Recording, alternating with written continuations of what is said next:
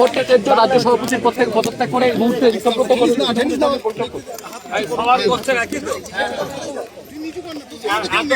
এতদিন মমতা ব্যানার্জি তৃণমূলে হাঁড়িতে মধু ছিল, তো ওখানে বসেছিল। এখন মমতা ব্যানার্জি তৃণমূলের হাঁড়িতে মধু নাই, সেটা ছাড়তে হবে। এর থেকে আবার পরিষ্কার কি হতে পারে? তিনি বলছেন আদর্শহীন মানুষ মৃত মানুষের নাই। আদর্শ আছে সারা ভারতবর্ষের অঙ্গরাজ্যে। সেই তার সময় একটা মহিলা অর্থমন্ত্রী ছিল না, তখন মমতা ব্যানার্জি যিনি অর্থমন্ত্রী না মানে অর্থনীতিবিদ না হওয়ার পরও একজন আইনজীবীকে অর্থমন্ত্রীর চেয়ারে বসিয়েছিলেন।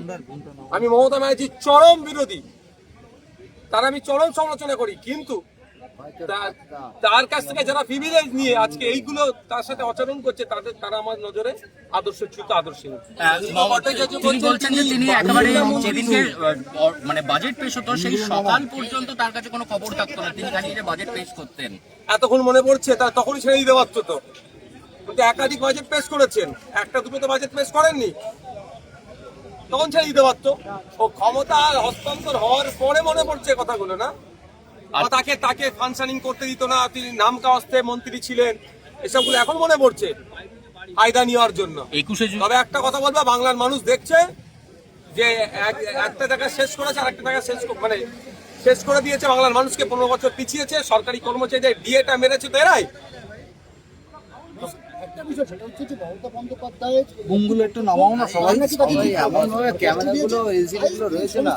দেখুন, একটা সিঙ্গেল যদি তার কথা দিয়ে একটা মন্তব্য দিয়ে আঘাত পেয়ে থাকে, তাহলে দল ছেড়ে চলে যাওয়াটা একটা অনুগত সৈনিকের পরিচয় হয় না। চন্দ্রিমা ভট্টাচার্য বলছেন যে তিনি বারমুন্ডা মন্ত্রী ছিলেন, কোনো কাজ করতে পারতেন না। দেখুন, আমরা তো বিধানসভার মধ্যে দেখেছি তিনি কি করতে না করতে।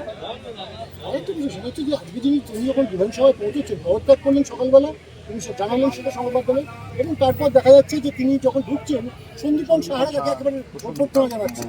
দেখুন, এখন ভালো তৃণমূলের নাম লেখাতে হবে, কারণ তৃণমূলে থেকে যেরকম অন্যায় দুর্নীতি করেছে তার থেকে পরিত্রাণ পাওয়ার এখন সব থেকে উত্তম পন্থা হচ্ছে, প্ল্যাটফর্ম হচ্ছে, বেস্ট প্ল্যাটফর্ম হচ্ছে ভালো তৃণমূল। তথাকথিত ভালো তৃণমূল নাম লেখাচ্ছে। তিনি কি পা মেলাচ্ছেন?